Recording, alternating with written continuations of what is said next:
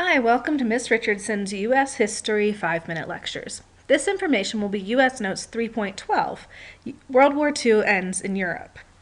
It includes information that aligns with the third section on your Unit 3 study guide. Remember, you have control over the lecture, so pause whenever you need, write down your questions, and rewatch as often as you want. And make sure you're using your study guide to help you take the notes. Let's go ahead and get started.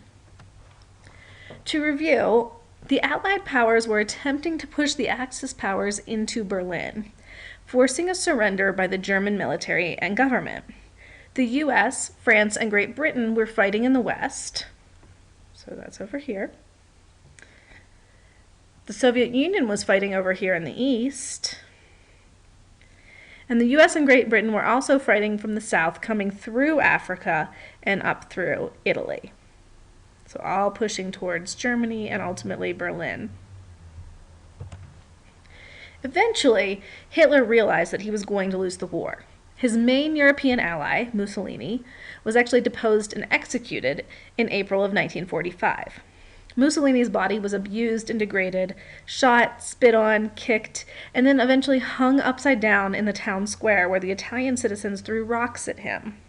This was seen as a message to other fascists. The Italians would no longer support their totalitarian rule. And there were rumblings in other countries that supported the same views. With this, Hitler knew the end was near. Rather than face punishment for his crimes, he committed suicide on April 30th, 1945. He did realize he would face a similar fate to Mussolini, so he actually had a loyal Nazi member dispose of his body so that it would not be abused in the way Mussolini's had been. The German forces then surrendered shortly after Hitler's death. VE Day, or Victory in Europe Day, marked the official surrender of the German regime to the Allied forces.